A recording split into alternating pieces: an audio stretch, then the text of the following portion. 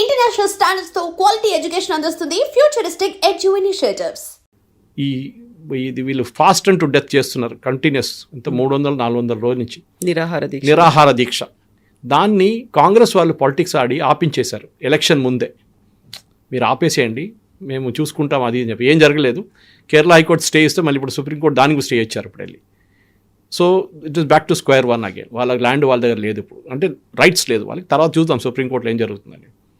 So Congress వాళ్ళు వచ్చి withdraw చేయించుకొని వాళ్ళ క్యాండిడేట్ పెట్టుకున్నారు అక్కడ మునంబం వార్డులో. వాళ్ళకి క్యాండిడేట్ని పెట్టుకున్నారు, ఇది లాటిన్ చర్చ్ వాళ్ళ సపోర్ట్తోని. కానీ అదే టైంలో బీజేపీ వాళ్ళు కూడా నిరాహార దీక్ష చేస్తున్నారు. వాళ్ళు విత్డ్రా చేయలేదు. వాళ్ళ దాంట్లో కూడా క్రిస్టియన్స్ ఉన్నారు చాలా మటుకు.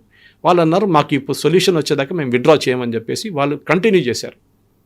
వాళ్ళ క్యాండిడేట్ పెట్టారు. One Christian lady contested on that ticket BJP, and ఆమె గెలిచింది.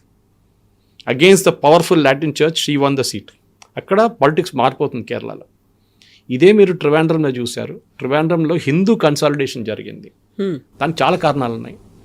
ఒకటి, కాంగ్రెస్ వైపు నుంచి ఈ ముస్లిం పార్టీల కోసం ఎస్డిపిఐ కానివ్వండి, సిపిఎం వాళ్ళు మదనీ అని చెప్పి ఒక టెర్రరిస్ట్ ఉన్నారు, ఆయన బెంగళూరు బ్లాస్ట్ మెయిన్ అక్యూజ్డ్. ఆయన ఇప్పుడు ఫ్రీగా తిరుగుతున్నాడు కేరళలో. సుప్రీంకోర్టు ఆయనకి బెయిల్ ఇచ్చింది. అట్లాంటి చాలామంది ఉన్నారు.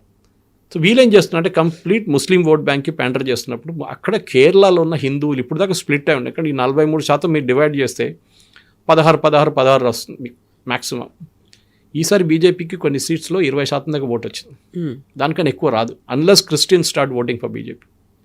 క్రిస్టియన్స్ కూడా ఈ ప్రాబ్లం, ఈ లవ్ జిహాద్ ప్రాబ్లం వచ్చినప్పుడు వాళ్ళ అమ్మాయిలు చాలామంది కనిపించకుండా పోయారు. So they also started against. In fact one of the bishops అక్కడున్న ఒక 3 సంవత్సరాల ముందు ఆయన పెద్ద స్టేట్మెంట్ చేసిండు. లవ్ జిహాద్ ఒకటే కాదు, నార్కోటిక్ జిహాద్ కూడా నడుస్తుంది.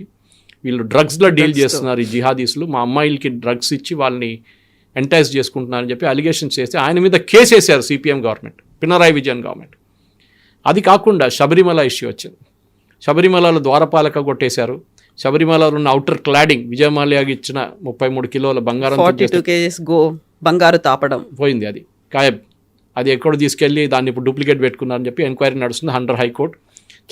ఫార్మర్ ఇద్దరు CPM leaders, senior CPM leaders, వాళ్ళు ట్రావెంకోర్ దేవస్వం బోర్డు చీఫ్ ఉండే వాళ్ళని అరెస్ట్ చేసి వాళ్ళు జైల్లో ఉన్నారు. అదొకటి చాలా మటుకు హిందువులకు కోపం వచ్చింది. ఎందుకంటే దానికన్నా ముందు కూడా మీకు గుర్తుంది కవిత గారు, సుప్రీంకోర్టు జడ్జ్మెంట్ వచ్చినప్పుడు మహిళల గురించి, మహిళల ఎంట్రీ శబరిమల గురించి వచ్చినప్పుడు పినరాయి విజయన్ ఇమ్మీడియట్లీ రియాక్ట్ అయ్యాడు. Yes we will implement from next week. అదే టైంలో మార్తోమా జడ్జ్మెంట్ వచ్చినప్పుడు సుప్రీంకోర్టు నుంచి పినరాయి విజయన్ ఏం చెప్పారంటే, ఫైనల్ జడ్జ్మెంట్ అది సుప్రీంకోర్టుది, దట్ వాళ్ళ క్లియర్ డినామినేషన్ చెప్పేసింది supreme court, this is what should be done, ఈ చర్చ్ వీళ్ళకి హ్యాండిల్ చేయాలి, ఈ బరియల్ గ్రౌండ్. పినరాయి విజయన్ అది అట్లా చేయలేరు, మనం వాళ్ళతో మాట్లాడదాం, it's a very sensitive issue అని. అంటే క్రిస్టియన్స్కి వచ్చినప్పుడు ఒక స్ట్రాటజీ, హిందువులకి వచ్చినప్పుడు ఇమ్మీడియట్ ఇంప్లిమెంటేషన్. మహిళలు తీసుకెళ్ళడానికి ట్రై కూడా చేశారు, పైన తీసుకెళ్లారు. మన వైపు నుంచి కొంతమంది ఛానల్ వాళ్ళు హైదరాబాద్ నుంచి కూడా వెళ్ళారు. వాళ్ళ సంగతి తెలిసింది దాని తర్వాత ఏమైందని ఆ ఛానల్ది. శబరిమలలో అయ్యప్ప శాపం వచ్చేస్తే మీకు ఎవ్వరు బతకరు.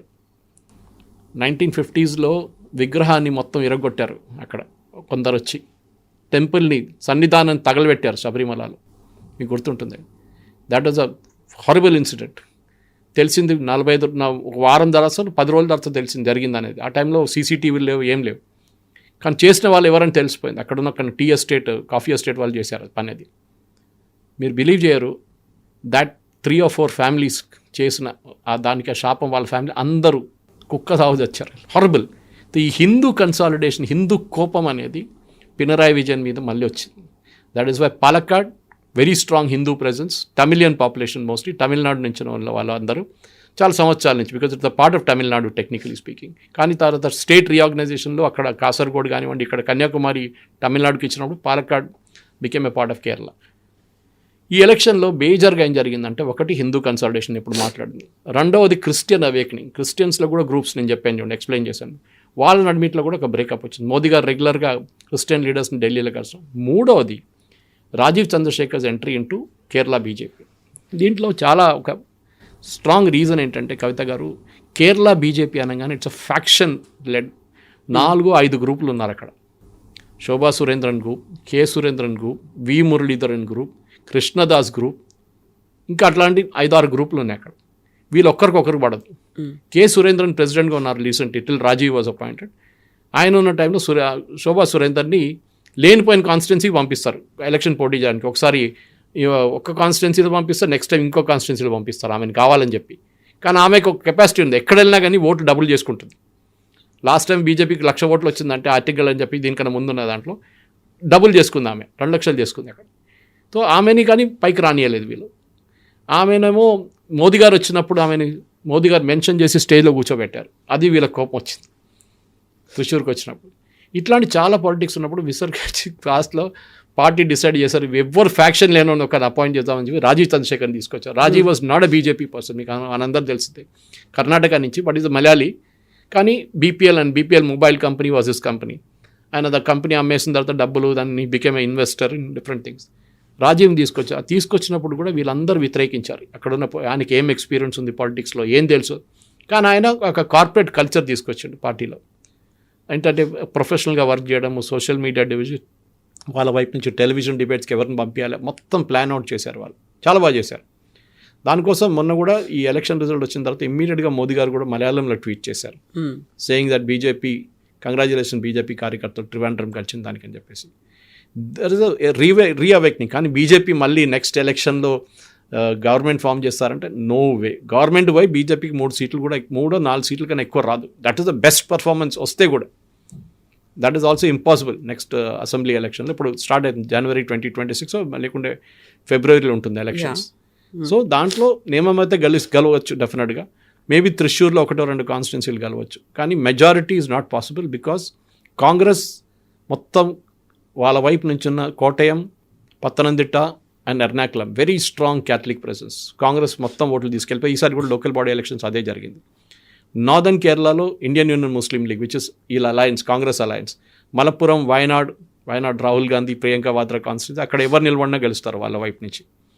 అది కాకుండా మనం ఈసారి చూసిన కన్నూర్ ఇస్ అ సిపిఎం పంచుకోట అని చెప్పొచ్చు మనం. అక్కడ ఎవరు నిలబడరు కూడా కాన్స్టిట్యున్సీలో, భయపడతారు ఆపోజిషన్. కాలుండవు చేతులుండవు వాళ్ళది, రాత్రికి తల కూడా కోసేస్తారు ఒకసారి, అంత భయం ఉంటుంది అక్కడ కూడా బీజేపీ బాగా పర్ఫామ్ చేశారు ఈసారి కన్నూరులో. Of all the places candidate పెట్టడమే పెద్ద పని. సో కవిత గారు ద ఓవరాల్ పర్ఫార్మెన్స్ చాలా మటుకు ఇంప్రూవ్ చేశారు. త్రిశూర్లో 6-12 అట్లా చాలా మటుకు ఇంప్రూవ్ చేసుకుంటూ వెళ్ళారు, డబుల్ చేసేసారు almost every place. Local body ఎలక్షన్లో బీజేపీ ఎప్పుడు పర్ఫామ్ చేస్తుంది, ఎందుకంటే మీ పాపులేషన్ తక్కువ ఉంటుంది లోకల్ బాడీ ఎలక్షన్లో. లోక్సభ అనగానే 10 లక్షలు 12 లక్షలు అవుతారు. లోకల్ బాడీ అయినప్పుడు 50,000, ఒక 75,000లో ఆ వార్డులు అయిపోతుంది ఓట్లన్నీ. ఇట్లానే గ్రో అవుతారా బీజేపీ అంటే ఎస్ పాసిబుల్. రేపు నీలేశ్వరం గెలవచ్చు అక్కడ. కానీ ఒక పాపులేషన్ ప్రొఫైల్ మార్చారు. చాలామందిని మలబార్ నుంచి, దట్ ఈస్ మలపురం ఏరియా నుంచి తీసుకొచ్చి రీసెటిల్ చేశారు నీలేశ్వరంలో. అప్పుడు హిందూ పాపులేషన్ తగ్గిపోయింది, అక్కడ ముస్లిం పాపులేషన్ ఎక్కువైపోయింది అనమాట. అది మీరు కొడగులో కూడా చూస్తున్నారు. కర్ణాటక వైపు కూడా కొడగులో చాలా మటుకు పాపులేషన్ డెమోగ్రఫీ మారిపోతుంది. అక్కడున్న కొడుగు వాళ్ళ పాపులేషన్ తగ్గిపోతుంది, ఎందుకంటే ముస్లిం వచ్చి ఉండడం మొదలుపెట్టారు అక్కడ, కేరళ నుంచి వీళ్ళందరూ. Anyway that's a separate politics. కానీ నేను ఎందుకు ఎక్స్ప్లెయిన్ చేస్తున్నాను, మన ప్రేక్షకులు కూడా అర్థం చేసుకోవాలి. కేరళ పాలిటిక్స్ అనేది ఒక చేంజింగ్ మనలాగా కాదు. ఇక్కడ 1-2-3 పార్టీలు ఉంటాయి, అక్కడ అది చిన్న పార్టీలు ఉంటాయి. ఫర్ ఎగ్జాంపుల్ కేరళ కాంగ్రెస్ మాణి, చాలామంది కన్ఫ్యూజ్ అవుతారు. కేరళ కాంగ్రెస్ అనగా ఇండియన్ నేషనల్ కాంగ్రెస్ అనుకుంటారు, కాదు.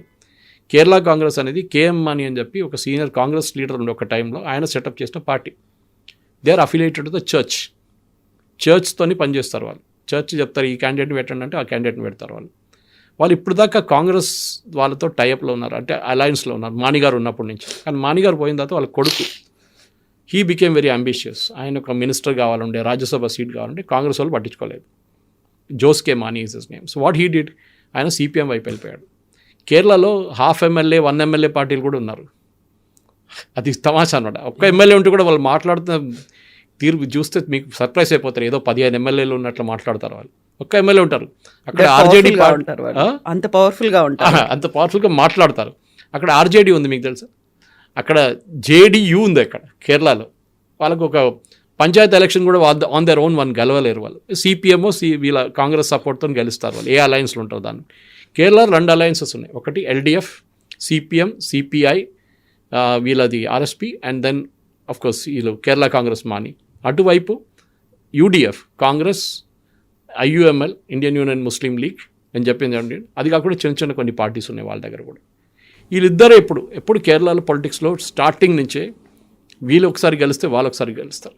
అసలు ఫస్ట్ టైం లాస్ట్ అసెంబ్లీ ఎలక్షన్లో అది రిపీట్ కాలేదు, సిపిఎం గెలిచారు. మళ్ళీ ఈసారి కూడా వాళ్ళు గెలవడానికి రెడీగా ఉన్నప్పుడు ఇదంతా జరిగింది.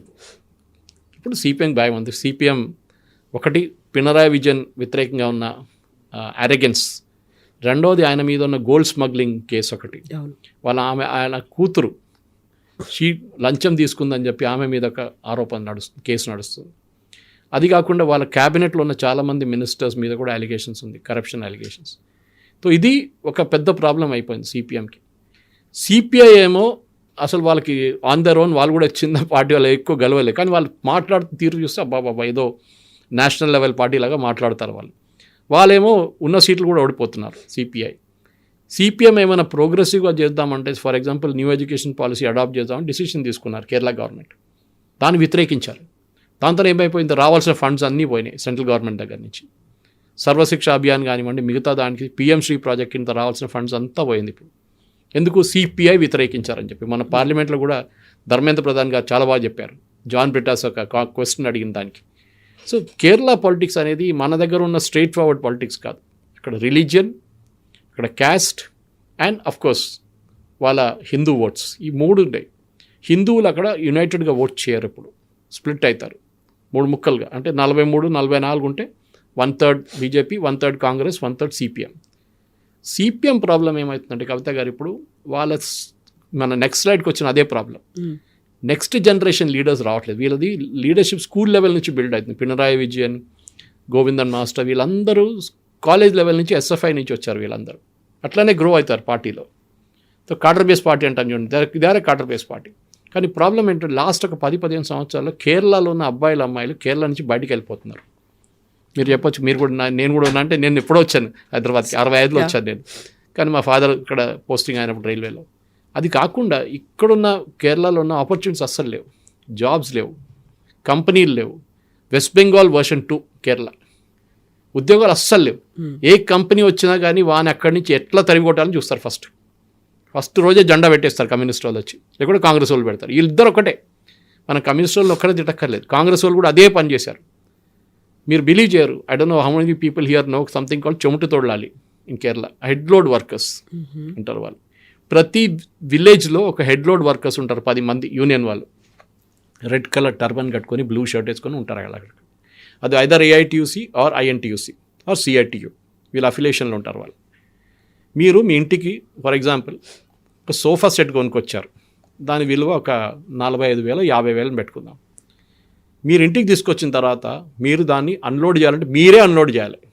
మీ డ్రైవర్ కూడా హెల్ప్ చేయకూడదు, మీ ఇంట్లో ఉన్న పని మనిషి కూడా హెల్ప్ చేయకూడదు. అప్పుడు యూనియన్ వాళ్ళకి తెలిసిపోతుంది, వాళ్ళు అదే రూట్లో కూర్చొని చూస్తారు, వాళ్ళకి ఇమీడియట్ ఫోన్ కాల్ వచ్చేస్తుంది, వాళ్ళు మీ ఇంటికి వస్తారు. 5 మంది వచ్చేస్తారు, లేకుంటే 10 మంది వస్తారు. అంత దింపడానికి 2 చాలు, కానీ 5 మంది వస్తారు. వచ్చి చూసి ఒక 10,000 కావాలంటారు. మీరు అంటారు 45,000కు కొనుక్కున్నాను, ఇక్కడి నుంచి తీసి అక్కడ పెట్టడానికి 10 ఫీట్ దూరం పెట్టడానికి రూమ్ లోపలికి 10,000 అంటే, లేకుంటే రిటర్న్ పంపించేసేయండి. చాలామంది ఫ్రస్ట్రేట్ అయిపోయి దానికోసం కేరళ నుంచి వెళ్ళిపోయారు. ఈ యాటిట్యూడ్ చెమట తోడాలి. దీని గురించి నిర్మలా సీతారామన్ గారు పార్లమెంట్లో మాట్లాడారు. నోక్కు కూలి అని ఇంకో కాన్సెప్ట్ ఉంది కేరళలో. ఈ ట్రాక్టర్లు వచ్చే ముందు వీళ్ళందరూ మాన్యువల్ లేబర్ చేస్తారు కదా ఫార్మింగ్. ట్రాక్టర్ వచ్చిన తర్వాత వీళ్ళు చాలామంది అంటారు, మీరు 40 మంది బదులు మీరు ఇప్పుడు ట్రాక్టర్ వాడుకుంటున్నారు, 5 మంది కూడా పని లేదంటే, ఒకడు అక్కడ కూర్చుంటాడు రోజంతా, ఒకడు పక్కన పొలం పక్కన కూర్చొని చూస్తాడు ఈ ట్రాక్టర్ పనిచేస్తున్నంత. సాయంత్రం కాగానే అక్కడ ముందు పనిచేస్తున్న 35 మంది ఉన్నారు కదా, వాళ్ళ జీతం ఈయనకి ఇవ్వాలి. వాళ్ళు పని చేయలేదు, వాళ్ళు లేరు కూడా ఇప్పుడు, కానీ ట్రాక్టర్ యూజ్ చేశారు కదా మీరు. సో నోక్కు కూలి అంటే మీరు చూడడానికి ఒక ఛార్జ్ వీడు తీసుకుంటాడు. మీరు ఎక్కడ ఈ లోకంలో ఎక్కడ విన్నారు ఇట్లాంటి కాన్సెప్ట్స్? ఇదే కేరళని ధ్వంసం చేశారు. 2-3 మోహన్ లాల్ సినిమాలు ఉన్నాయి బ్యూటిఫుల్. ఒకటి వరవేల్పు అని చెప్పి వాజ్పేయి గారు మెన్షన్ చేశారు దాని గురించి. కుమరకంకి వెళ్ళినప్పుడు ఆయన ఒక బస్సు కొని, పక్క సెకండ్ హ్యాండ్ బస్సు కొని ఆయన పిచ్చి పట్టేస్తాడు లాస్ట్లో మోహన్ లాల్కి. డ్రైవరు, యూనియన్లు, కండక్టరు, ఓ బాబా మోటార్ వెహికల్ ఇన్స్పెక్టర్ వీళ్ళందరూ కలిసి ఆయన్ని తిప్పుతారు. అట్లనే మిథునం అని చెప్పి ఇంకోటి బిస్కెట్ ఫ్యాక్టరీ పెట్టుకొని మోహన్లాల్ ట్రై చేస్తే అక్కడ కూడా అదే జరుగుతుంది. బిస్కెట్ ఫ్యాక్టరీ పోయి ఆయన ఫౌండేషన్ కూడా వేయనివాడు, అని కేబుల్ పెట్టనియాడు అక్కడ. అట్లా ఎలక్ట్రికల్ కేబుల్ కూడా. కేరళలో చాలా జరిగినాయి అట్లా సూసైడ్స్. ఒక ఆయన పాపం కన్వెన్షన్ సెంటర్ పెట్టుకున్నాడు కన్నూరు వైపు నార్త్ కేరళలో. ఆయన ఇనాగ్రేట్ చేయనీయలేదు. ఆయన దుబాయ్ నుంచి వచ్చి కష్టపడి ఆయన చాలా సంవత్సరాలు అక్కడ ఉండి వచ్చి పనిచేసి సెటప్ చేసుకున్నాడు. అంటే కన్వెన్షన్ సెంటర్ కట్టాడు కానీ ఓపెన్ చేయనీయట్లేదు మున్సిపల్ కార్పొరేషన్. సూసైడ్ చేసుకున్నాడు. ఒక ఆయన వర్క్షాప్ పెట్టుకున్నాడు, ఆయనకి లంచం ఇవ్వాలంట. లంచం ఇవ్వాలని చెప్తే ఆయన వర్క్షాప్ బంద్ చేయించేశారు వాళ్ళు. ఇనాగ్రేషన్ ముందే బంద్ అయిపోయింది వర్క్షాప్. ఆయన కూడా సూసైడ్ చేసుకున్నాడు. ఇది కేరళ సంగతి.